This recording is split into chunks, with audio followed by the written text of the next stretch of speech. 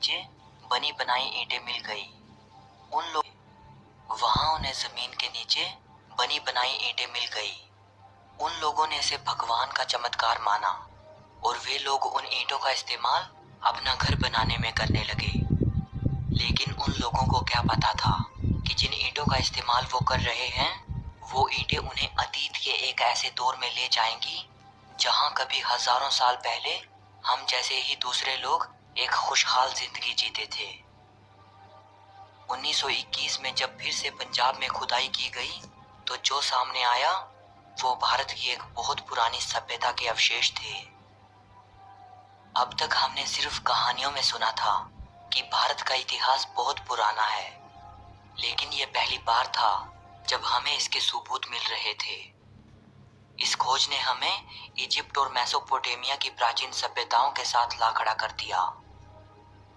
शुरुआत में इस सभ्यता की जितनी भी बस्तियां खोजी गई थी वे सभी सिंधु नदी के किनारे पर मिली थी। इसीलिए इस सिविलाइजेशन को नाम दिया गया सिंधु घाटी की सभ्यता। आज से 4,500 साल पहले सिंधु घाटी सभ्यता अपने शिखर पर थी। उस दौरान इस सभ्यता में करीब 5 मिलियन लोग रहते थे।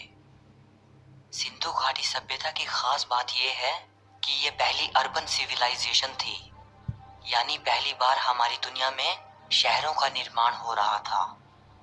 इससे पहले लोग छोटे छोटे गांवों में रहते थे। वक्त बीतता गया और फिर छोटे छोटे कस्बे बनाए गए और फिर इन लोगों ने शहरों का निर्माण कर दिया। ऐसे शहर जिन्हें केयरफुली प्लान किया गया था। इन शहरों के मकान पकी हुई ईंटों के बने हुए थे। इन शहरों में कम से कम 30,000 लोग ऐसे थे जो ऐसे घरों में रहते थे जहां बाथरूम और फ्लश टॉयलेट बने हुए थे। क्या आप इमेजिन कर सकते हैं, आज से 4,500 साल पहले इतनी आधुनिक चीजें वजूद में आ गई थी। सिंधु घाटी सभ्यता के जो घर थे उन घरों के आकार में काफी फर्क था। इससे ये पता चलता है कि जो अमीर लोग थे वो बड़े घरों में रहते थे और समाज के गरीब लोग छोटे घरों में रहते थे। घरों के गंदे पानी को निकालने के लिए नालियां बनी हुई थी। ये नालियां गली की मेन नाली से जाकर मिलती थी। इससे आप ये अंदाजा लगा सकते हैं कि उस जमाने के लोगों को भी सफाई वगैरह की अच्छी समझ थी। जाहिर सी बात है कि हजारों साल पहले इन लोगों ने अपने आप को काफी विकसित कर लिया था और ये लोग एक बेहतर जिंदगी जीना सीख चुके थे। सिंधु घाटी सभ्यता के जो दो सबसे बड़े शहर थे वो थे हड़प्पा और मोहेंजोदारो। इस सभ्यता में जो गांव के लोग होते थे वो पशुपालन और खेती बाड़ी करते थे और शहर में रहने वाले लोग तो दूसरे देशों के साथ व्यापार तक करते थे। इन लोगों के समाज में कई तरह के पेशेवर लोग रहते थे, जैसे सुनार, मिट्टी के बर्तन बनाने वाले, लकड़ी का काम करने वाले लोग, कारीगर और ईंटें बनाने वाले पेशेवर लोग। सिंधु घाटी सभ्यता में खुदाई के दौरान औरतों की मूर्तियां भारी मात्रा में मिली हैं। ऐसा हो सकता है कि इन लोगों के समाज में औरतों की दशा काफी अच्छी थी और ये लोग औरतों की काफी इज्जत करते थे। ये माना जाता है कि सिंधु घाटी के लोग काफी धार्मिक थे। ये लोग मातृ देवी की पूजा करते थे और मूर्ति पूजा भी करते थे, लेकिन टेंपल जैसा कोई बड़ा स्ट्रक्चर खुदाई के दौरान वहां से नहीं मिला है। हिस्टोरियंस मानते हैं कि ये लोग मंदिरों में नहीं बल्कि अपने खेतों वगैरह में पूजा करते थे। ये लोग आग की पूजा और पेड़ की पूजा करते थे और ये लोग पानी को भी काफी पवित्र मानते थे।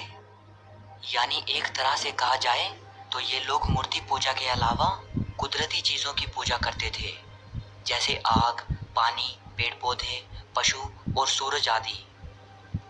सिंधु घाटी सभ्यता के लोगों की जो जो धार्मिक मान्यताएं थी उसका एक बहुत बड़ा हिस्सा तो आज भी हमारे समाज में मौजूद है। जो जो प्रथाएं उन लोगों में थी वही आज भी हम में मौजूद हैं। वैसे तो सिंधु घाटी सभ्यता के दौर को गुजरे 4,000 साल से भी ज्यादा का वक्त बीत चुका है, लेकिन तब से लेकर आज तक निरंतरता की एक ऐसी लहर चली आ रही है जो आज भी हमें हमारे उसी हजारों साल पुराने इतिहास से जोड़ती है। यानी हम भारतवासी आज भी अपने हजारों साल पुराने पास्ट को जी रहे हैं और ये हमारे लिए अपने आप में ही बड़ी खुशी की बात है। कुछ 4000 साल पहले ये सभ्यता मिटने लगी थी। ऐसा कैसे हुआ, कोई नहीं जानता। इस महान सभ्यता का अंत कैसे हो गया, इसको लेकर इतिहासकारों की अलग अलग राय है।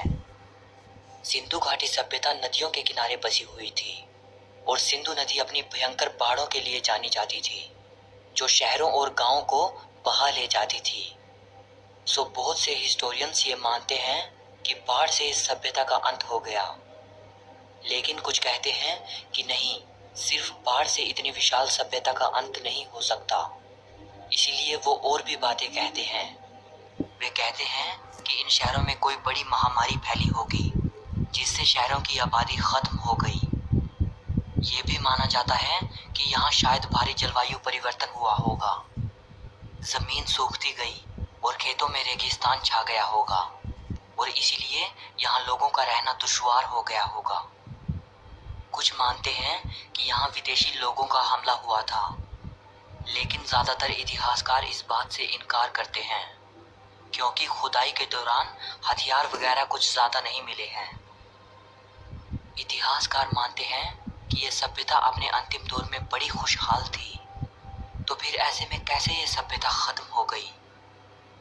कुछ लोग तो यहाँ तक कहते हैं कि इस सभ्यता का अंत अचानक किसी ऐसी घटना से हो गया जिसकी इतिहास में कोई व्याख्या नहीं मिलती। ऐसा लगता है कि मानो ये सभ्यता किसी एक वजह से खत्म नहीं हुई होगी। पहले सिंधु नदी में बाढ़ आई होगी, जिससे बड़ी तादाद में लोग मर गए। खाने पीने के सामान की भारी कमी हो गई। लाशों के सड़ने से कोई महामारी फैल गई होगी, जिससे और भी लोग मरने लगे होंगे।